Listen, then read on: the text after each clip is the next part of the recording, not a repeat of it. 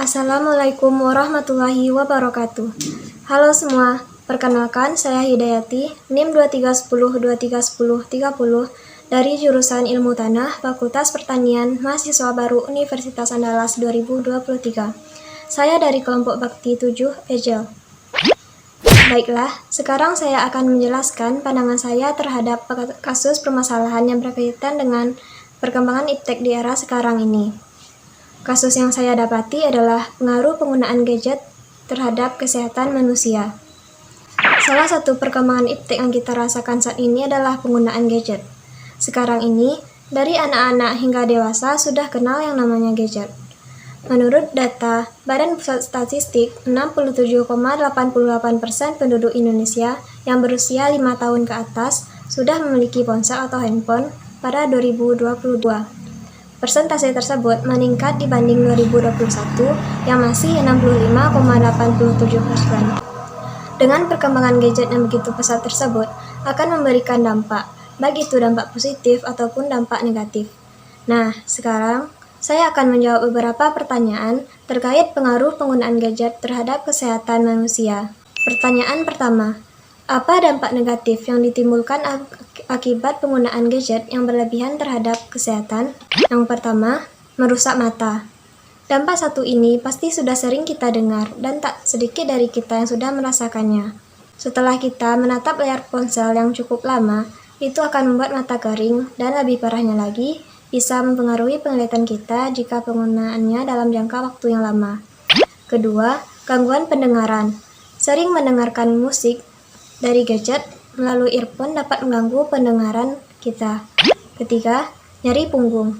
Ketika seseorang terus-menerus melihat ponsel dalam posisi duduk yang tidak benar, itu akan mempengaruhi punggung sehingga terasa nyeri dan dalam kurun waktu yang lama bisa mengubah struktur tulang. Keempat, gangguan tidur. Cahaya biru yang dikeluarkan oleh gadget diduga dapat mengganggu hormon alami seperti melatonin. Hormon tersebut merupakan hormon yang membantu seseorang untuk tidur. 5. Menimbulkan stres. Stres juga dapat ditimbulkan dari penggunaan gadget yang kita gunakan untuk berkomunikasi. Misalnya menunggu chat atau panggilan penting atau melihat hal-hal yang membuat kita kepikiran. Itu akan membuat pengguna mengalami stres. Keenam, kanker. Salah satu penyebab tumbuhnya sel kanker yaitu karena adanya radiasi yang dikeluarkan oleh gadget. 7. Obesitas atau kegemukan. Hal tersebut bisa terjadi karena ketika menggunakan gadget terlalu lama, pasti akan merasakan jenuh atau bosan, sehingga makan cemilanlah adalah satu cara untuk mengatasi kebosanan tersebut. Jadi, wajar saja jika terjadi peningkatan berat badan. Pertanyaan kedua, apa faktor-faktor yang mempengaruhi munculnya dampak negatif penggunaan gadget yang berlebihan terhadap kesehatan? Pertama, radiasi elektromagnetik. Gadget seperti HP, tablet, dan laptop menghasilkan radiasi elektromagnetik. Jika paparan radiasi elektromagnetik yang berlebihan dapat meningkatkan risiko masalah kesehatan seperti sakit kepala, gangguan tidur, dan gangguan pada sistem saraf. 2. Kurangnya aktivitas fisik.